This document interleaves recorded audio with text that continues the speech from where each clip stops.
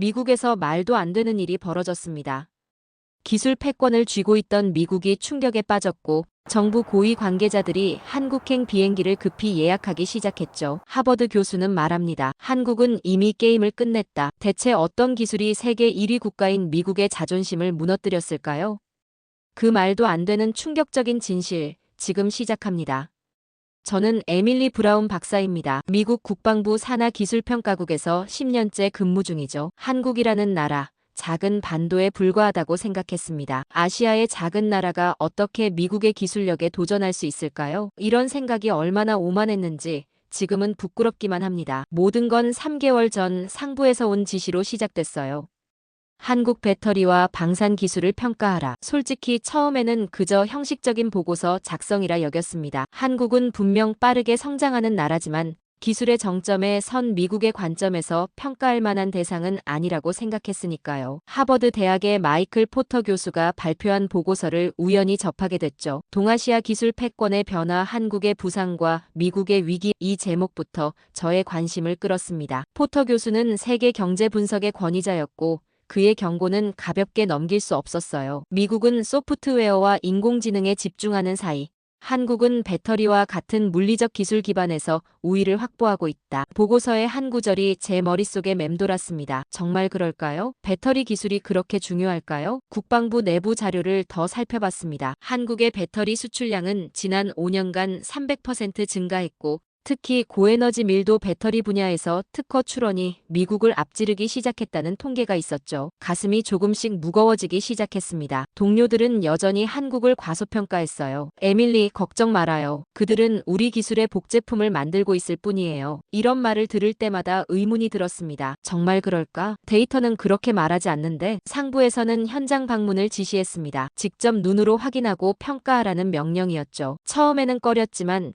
이제는 이 임무가 단순한 보고서 작성이 아닌 미국 기술의 미래를 위한 중요한 여정임을 직감했습니다. 한국행 비행기를 타기 전날 밤 하버드 보고서를 다시 한번 정독했어요. 21세기는 배터리가 지배하는 시대가 될 것이다. 이 분야에서 주도권을 잡는 국가가 다음 세대의 기술 패권을 장악할 것이다. 이 문장이 제 가슴을 무겁게 눌렀습니다. 한국으로 떠나는 15시간의 비행 동안 미국 중심의 세계관에서 벗어나 객관적인 시선으로 현실을 직시하겠다고 다짐했습니다. 제 안의 변화는 이미 시작된 것인지도 모르겠네요. 믿기 힘든 변화가 저를 기다리고 있었습니다. 인천국제공항에 도착한 순간부터 충격의 연속이었습니다. 공항 자체가 하나의 거대한 기술 쇼케이스 같았어요. 자동화된 출입국 시스템, 무인 로봇들이 안내하는 모습, 그리고 어디서나 접할 수 있는 첨단 디스플레이들. 미국의 주요 공항들과는 확연히 다른 모습이었죠. 브라운 박사님 환영합니다. 김준호 박사입니다. 공항 밖에서 저를 맞이한 사람은 한국산업기술평가원의 수석 연구원이었습니다. 김준호 박사의 영어는 완벽했고 첫 대화부터 그의 전문성이 느껴졌어요. 미국에서 오셨으니 시차 적응이 필요하실 텐데요. 내일부터 본격적인 일정을 시작하는 게 어떨까요? 김준호 박사의 배려에 고마움을 느꼈지만 저는 바로 업무를 시작하고 싶었습니다. 괜찮습니다. 비행기에서 충분히 쉬었으니 오늘부터 시작하죠. 호텔로 가는 길, 서울의 풍경이 창밖으로 스쳐 지나갔습니다. 고층 빌딩들 사이로 보이는 첨단 디지털 광고판, 도로 위의 전기차들, 그리고 어디서나 볼 수 있는 통신 인프라. 미국의 대도시와는 다른 느낌이었죠. 호텔에 짐을 풀자마자 김준호 박사가 준비한 브리핑 룸으로 향했습니다. 그곳에서 한국의 배터리 산업 현황에 대한 전반적인 설명을 들었어요. 브라운 박사님, 이것은 지난 10년간 한국의 배터리 특허 출원 건수입니다. 화면에 나타난 그래프는 충격적이었습니다. 2015년부터 가파르게 상승하는 곡선. 그리고 2021년을 기점으로 미국을 추월하는 지점. 이 논문들을 보셨나요? 김준호 박사가 건넨 태블릿에는 제가 알지 못했던 수십 편의 한국 연구진 배터리 논문이 있었습니다. 더 충격적인 건 그중 상당수가 네이처와 사이언스 같은 최고 권위의 학술지에 게재된 것들이었다는 점이었죠. 솔직히 말씀드리면 미국에서는 이런 연구들이 많이 소개되지 않았어요. 제 말에 김준호 박사는 단지 미소를 지었습니다. 내일은 실제 생산 현장을 방문하실 예정입니다. 화성에 있는 배터리 생산기지요. 미국에서 보셨던 어떤 공장과도 다를 겁니다. 그날 밤 호텔방에서 김준호 박사가 공유한 자료들을 검토했습니다. 제가 알던 한국과 실제 한국 사이의 간극이 점점 커지는 것을 느꼈죠. 창밖으로 보이는 서울의 밤 풍경을 바라보며 생각했습니다. 미국은 언제부터 이런 변화를 놓치기 시작했을까요? 내일 더 큰 충격이 기다리고 있다는 김준호 박사의 말이 자꾸 머릿속에 맴돌았습니다. 다음 날 아침 화성으로 향하는 길은 생각보다 짧았습니다. 서울에서 약 1시간 현대적인 고속도로를 따라 이동하는 동안 창밖으로 보이는 풍경이 미국과 크게 다르지 않다고 생각했죠. 하지만 배터리 생산 기지에 도착한 순간 그 생각은 완전히 바뀌었습니다. 이곳이 바로 저희의 메인 생산 시설입니다. 김준호 박사의 안내를 따라 들어선 공장은 제가 상상했던 것과는 차원이 달랐어요. 우선 그 규모에 압도되었습니다. 축구장 20개는 좋게 들어갈 크기였죠. 이 공장 하나에서만 하루 10만 개의 배터리 셀이 생산됩니다. 미국 테슬라에 공급되는 배터리의 40%가 이곳에서 만들어지고 있어요. 정말 그랬습니다. 제 눈앞에서 미국 전기차의 심장이 만들어지고 있었던 거죠. 더 놀라운 것은 생산 라인의 자동화 수준이었습니다. 거의 모든 공정이 로봇에 의해 이루어지고 있었어요. 사람은 모니터링과 품질 검사를 위해 몇 명만 배치되어 있을 뿐이었습니다. 이 생산 라인의 분량률은 얼마나 되나요?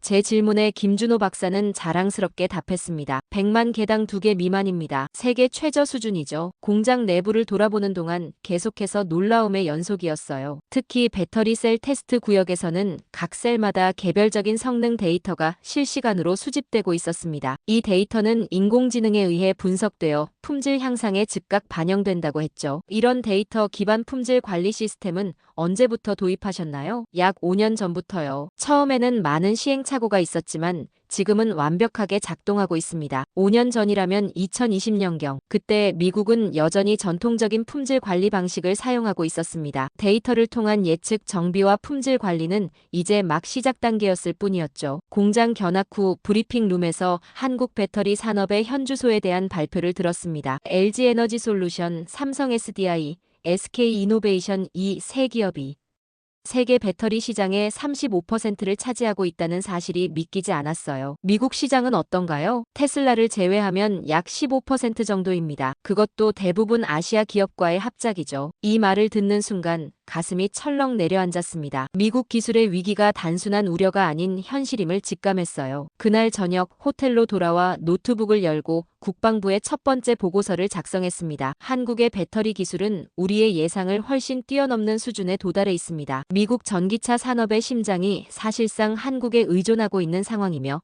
이는 단순한 경제적 문제를 넘어 국가 안보의 문제로 접근해야 합니다. 셋째 날 저는 한국 배터리 연구소를 방문했습니다. 김준호 박사의 안내로 들어선 연구소는 외관부터 미래지향적이었죠. 유리와 스틸로 지어진 현대적인 건물.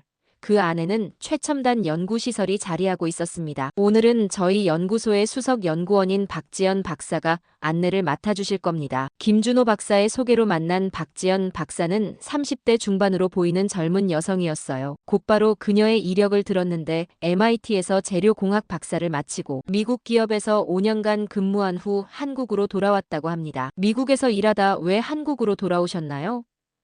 제 질문에 박지연 박사는 망설임 없이 대답했습니다. 더 혁신적인 연구를 할 수 있기 때문이죠. 여기서는 아이디어가 있으면 바로 실험할 수 있어요. 미국에서는 상상도 못할 속도입니다. 박지연 박사가 안내한 첫 번째 연구실은 전고체 배터리 개발실이었습니다. 전고체 배터리는 액체 전해질 대신 고체 전해질을 사용해 안전성과 에너지 밀도를 높인 차세대 배터리죠. 현재 저희는 상용화 직전 단계에 있습니다. 내년이면 양산이 가능할 것으로 보고 있어요. 정말 놀라웠습니다. 미국의 연구기관들은 전고체 배터리의 상용화를 최소 5년 후로 예상하고 있었거든요. 그런데 한국은 이미 양산을 준비하고 있다니 어떻게 이런 빠른 발전이 가능했나요? 우선 나노 기술의 응용에 집중했습니다. 고체 전해질의 가장 큰 문제는 이온 전도도였는데 저희는 특수한 나노 구조를 개발해 이 문제를 해결했어요. 박지연 박사는 저에게 실제 시제품을 보여주었습니다. 손바닥 크기의 전고체 배터리 셀이었죠. 기존 리튬이온 배터리에 비해 40% 더 작고 에너지 밀도는 2배 이상이라고 합니다. 이것으로 전기차 주행거리가 얼마나 늘어나나요? 단일 충전으로 1000km 이상 주행이 가능해집니다. 그리고 충전 시간은 10분 이내로 줄어들죠. 이건 혁명적인 수준이었습니다. 전기차의 가장 큰 두 가지 문제인 주행거리와 충전 시간이 한 번에 해결되는 수준이었으니까요. 다음으로 방문한 곳은 배터리 안전성 테스트 센터였습니다. 여기서는 극한의 조건에서 배터리의 안전성을 테스트하고 있었어요. 화재, 충돌, 극한의 온도 변화 등 상상할 수 있는 모든 악조건에서의 테스트가 진행 중이었습니다. 이 정도 수준의 안전성 테스트는 미국에서도 보지 못했습니다. 안전이 확보되지 않으면 아무리 좋은 기술도 의미가 없으니까요. 연구소 투어를 마치고 회의실에서 박지연 박사와 깊은 대화를 나눴습니다. 그녀는 한국 배터리 기술의 미래 비전을 열정적으로 설명했어요. 에너지 밀도의 지속적인 향상, 충전 시간의 단축, 수명 연장, 그리고 궁극적으로는 자가충전 배터리의 개발까지. 저는 그날 처음으로 인정했습니다. 미국이 기술적 우위에 있다는 생각은 자만이었다고. 적어도 배터리 분야에서는 한국이 5년 이상 앞서 있었던 거죠. 넷째 날은 울산으로 향했습니다. 한국의 산업 중심지라고 하는 울산은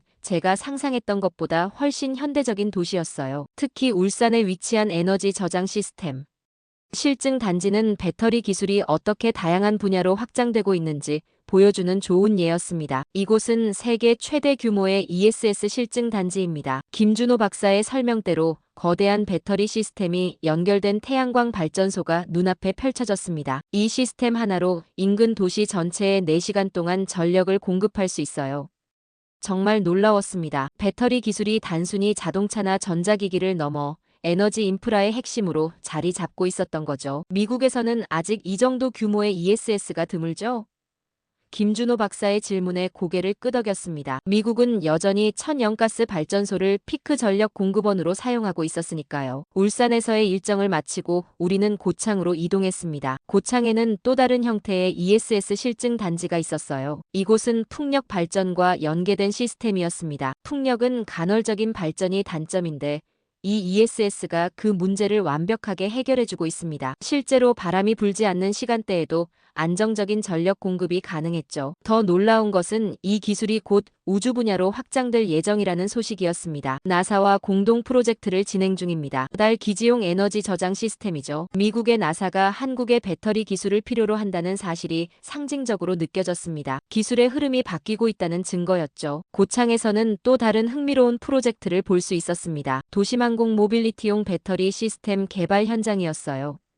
미래의 하늘을 나는 택시에 사용될 고성능 배터리를 테스트하는 모습은 마치 SF 영화의 한 장면 같았습니다. 이 배터리는 기존 항공용 배터리보다 3배 가볍고 에너지 밀도는 2배 높습니다. 무엇보다 안전성이 획기적으로 개선되었죠. 연구원의 설명을 들으며 생각했습니다. 배터리 기술이 발전함에 따라 가능해지는 새로운 산업들, 그리고 그 중심에 한국이 있다는 사실. 그날 저녁 고창의 한 식당에서 김준호 박사와 대화를 나누었습니다. 브라운 박사님, 한국의 배터리 기술이 어떻게 보이시나요? 솔직히 답했습니다. 처음에는 반신반의했지만 이제는 확실합니다. 한국은 배터리 분야에서 세계를 선도하고 있어요. 그리고 이것이 다양한 산업 분야로 확장되고 있다는 점이 더 중요하게 느껴집니다. 김준호 박사는 의미심장한 미소를 지었습니다. 내일은 더 흥미로운 곳으로 안내해드리겠습니다. 배터리 기술이 국가 안보와 어떻게 연결되는지 보여드릴게요. 호텔로 돌아와 생각에 잠겼습니다. 배터리라는 단순해 보이는 기술이 이렇게 광범위한 영향력을 가질 수 있다니. 그리고 미국이 이 중요한 기술 분야에서 뒤처지고 있다는 현실이 점점 더 명확하게 느껴졌습니다. 다섯째 날 아침.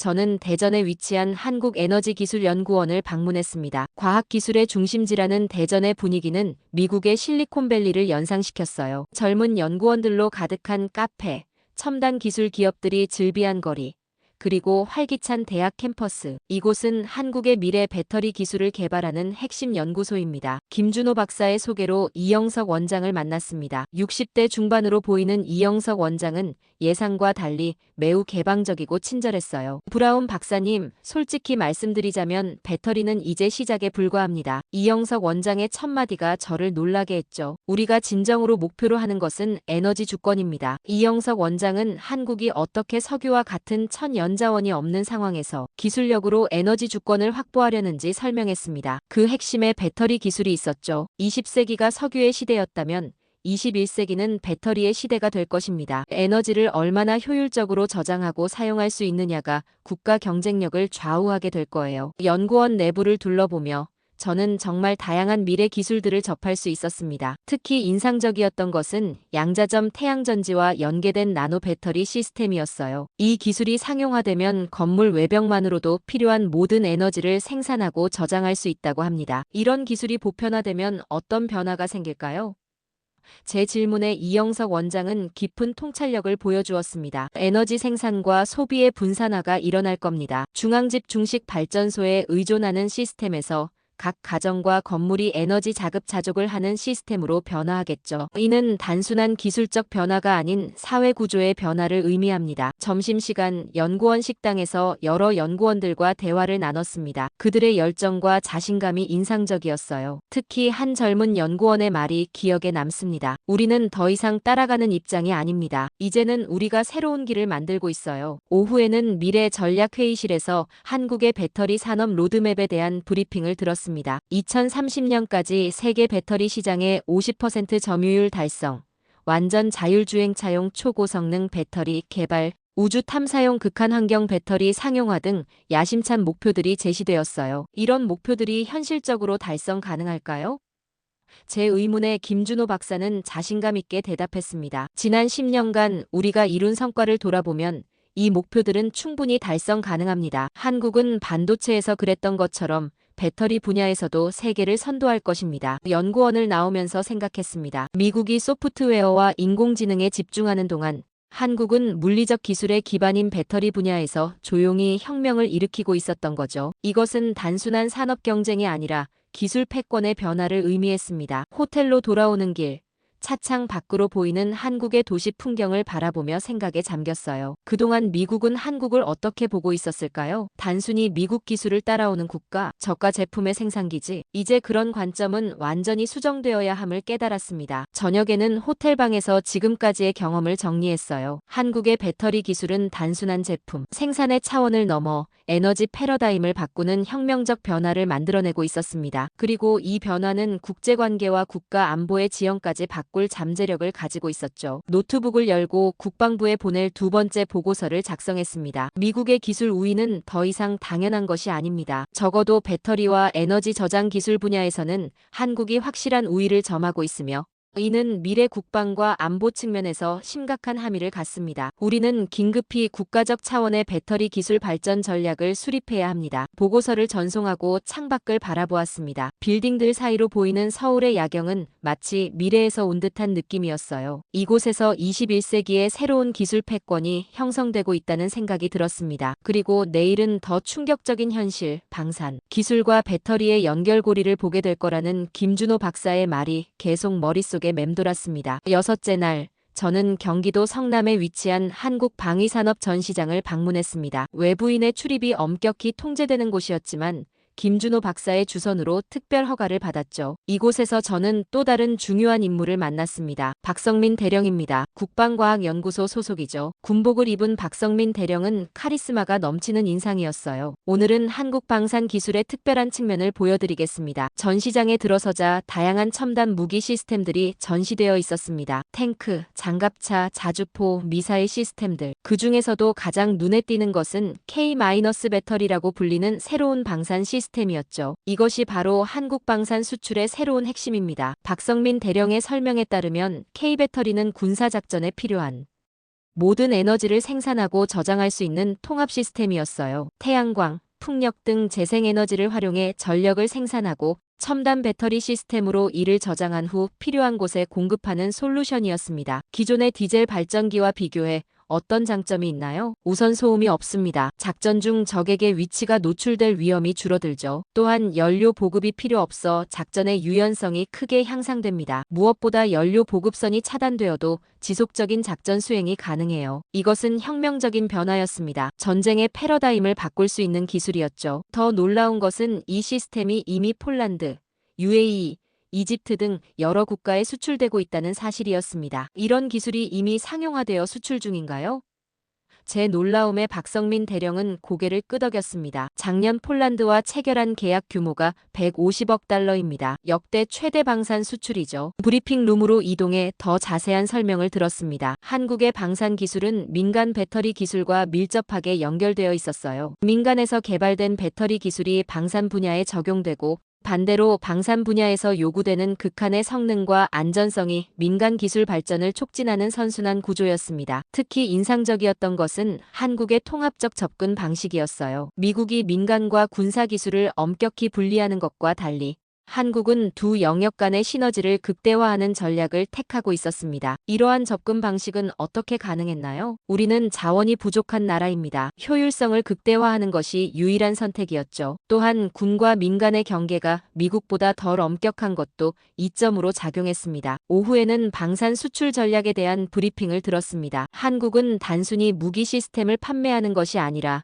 에너지 자립 솔루션으로서 방산 기술을 수출하고 있었어요. 이는 특히 에너지 안보가 중요한 국가들에게 매력적인 제안이었습니다. 현재 유럽에서의 입지는 어떤가요? 폴란드를 시작으로 루마니아, 체코 등으로 확대되고 있습니다. 특히 우크라이나 사태 이후 에너지 안보에 대한 우려가 커지면서 수요가 급증했죠. 저는 그날 확실히 깨달았습니다. 한국의 배터리 기술은 단순한 산업, 경쟁력을 넘어 국제관계와 국가 안보의 새로운 변수로 작용하고 있었던 거죠. 미국이 오랫동안 누려온 방산 기술의 우위가 이제 도전받고 있었습니다. 해시태그 챕터 1 믿기 힘든 변화. 저는 에밀리 브라운 박사입니다. 미국 국방부 산하기술평가국에서 10년째 근무 중이죠. 한국이라는 나라. 작은 반도에 불과하다고 생각했습니다. 아시아의 작은 나라가 어떻게 미국의 기술력에 도전할 수 있을까요? 이런 생각이 얼마나 오만했는지 지금은 부끄럽기만 합니다. 모든 건 3개월 전 상부에서 온 지시로 시작됐어요. 한국 배터리와 방산 기술을 평가하라. 솔직히 처음에는 그저 형식적인 보고서 작성이라 여겼습니다. 한국은 분명 빠르게 성장하는 나라지만 기술의 정점에 선 미국의 관점에서 평가할 만한 대상은 아니라고 생각했으니까요. 하버드 대학의 마이클 포터 교수가 발표한 보고서를 우연히 접하게 됐죠. 동아시아 기술 패권의 변화, 한국의 부상과 미국의 위기, 이 제목부터 저의 관심을 끌었습니다.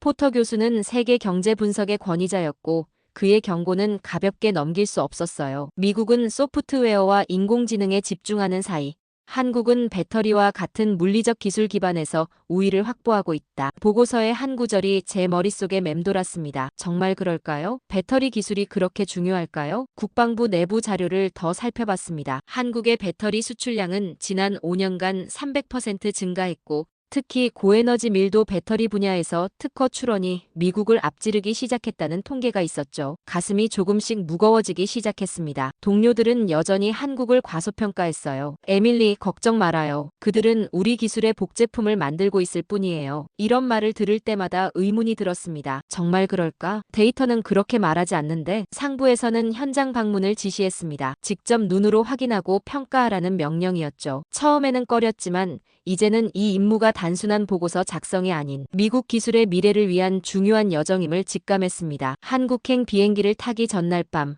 하버드 보고서를 다시 한번 정독했어요. 21세기는 배터리가 지배하는 시대가 될 것이다. 이 분야에서 주도권을 잡는 국가가 다음 세대의 기술 패권을 장악할 것이다. 이 문장이 제 가슴을 무겁게 눌렀습니다. 한국으로 떠나는 15시간의 비행 동안 미국 중심의 세계관에서 벗어나 객관적인 시선으로 현실을 직시하겠다고 다짐했습니다. 제 안의 변화는 이미 시작된 것인지도 모르겠네요. 믿기 힘든 변화가 저를 기다리고 있었습니다. 마지막 날 서울 시내의 한 대형 회의장에서 미래 에너지 안보와 기술, 협력이라는 주제의 컨퍼런스가 열렸습니다. 김준호 박사의 초청으로 참석한 이 자리에는 한국의 주요 에너지 및 방산 기업 대표들, 정부 관계자들, 그리고 여러 국가의 대사들이 함께했죠. 기조연설을 맡은 이는 한국 외교부 차관이었습니다. 기술은 더 이상 단순한 상품이 아닙니다. 오늘날 기술은 외교력이자 국가 안보의 핵심 요소입니다. 이 말은 제 마음에 깊은 울림을 주었습니다. 일주일간의 경험을 통해 저는 이미 그 의미를 충분히 이해하고 있었으니까요. 컨퍼런스 중간 휴식 시간, 김준호 박사가 저를 한쪽으로 안내했습니다. 브라운 박사님, 특별한 분을 소개해드리고 싶습니다. 그가 데려간 곳에는 유럽연합 에너지위원회 대표가 서 있었어요. 우리는 지난해 한국과 배터리 기술 공동개발 협약을 체결했습니다. 미국도 이런 협력 관계를 고려해보는 것이 좋을 것 같네요. 그의 말은 직접적이었고 그 의도는 분명했습니다. 미국이 한국을 단순한 경쟁자가 아닌 협력 파트너로 바라볼 필요가 있다는 메시지였죠. 오후 세션에서는 한국 방산 기업의 CEO가 발표를 했습니다. 우리의 목표는 무기를 판매하는 것이 아닙니다. 에너지 자립을 통한 평화와 안보의 솔루션을 제공하는 것이죠. 표면적으로는 상업적인 발언이었지만 그 이면에는 전략적 의미가 담겨 있었습니다. 방위 산업이 단순한 경제 활동이 아닌 외교와 전략의 도구로 활용되고 있다는 것. 그리고 그 핵심에 배터리 기술이 있다는 사실이었죠. 컨퍼런스가 끝난 후 김준호 박사와 저녁 식사를 함께 했습니다. 일주일간의 여정을 마무리하는 자리였어요. 박사님, 솔직히 말씀드리겠습니다. 저는 처음에 한국을 과소평가했어요. 제 고백에 김준호 박사는 미소 지었습니다. 많은 분들이 그러십니다. 하지만 중요한 것은 현실을 직시하는 능력이죠. 한 가지 질문이 있습니다. 왜 저에게 이 모든 것을 보여주신 건가요? 경쟁국의 평가관에게 이런 핵심 기술과 전략을 공개하는 것은 위험하지 않나요? 김준호 박사는 잠시 생각에 잠겼다가 대답했습니다.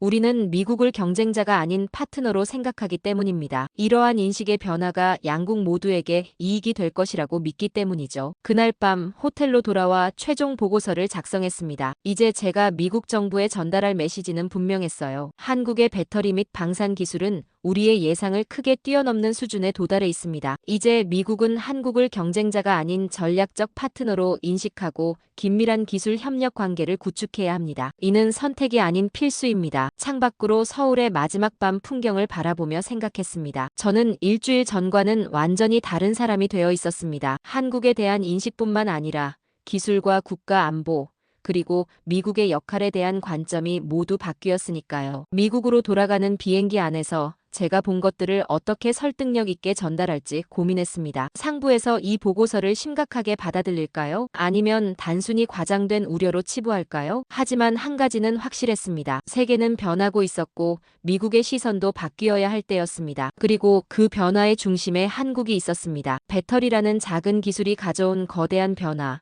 그것이 제가 한국에서 목격한 진실이었습니다. 에밀리 브라운 박사의 한국 방문은 단순한 기술 평가가 아니었습니다. 그것은 한 나라의 고정관념이 깨지는 순간이었고, 동시에 세계 기술 패권의 중심축이 미묘하게, 그러나 확실하게 이동하고 있다는 증거였습니다. 그녀는 처음에 작은 나라 한국을 평가하러 왔죠. 그러나 일주일의 여정 끝에 그 작은 나라는 더 이상 작지 않았고, 조용하지만 강하게 세계의 미래를 다시 쓰고 있었습니다. 배터리 기술을 넘어 방위 산업, 에너지 안보, 심지어 국제 외교까지 한국은 기술을 통해 영향력을 확대하고 있었어요. 그리고 에밀리는 그것을 누구보다 먼저 본 사람이 되었습니다. 미국이 과거의 위상을 되찾기 위해서는 이제 더 이상 자신만의 기술력에만 기대서는 안 된다는 사실.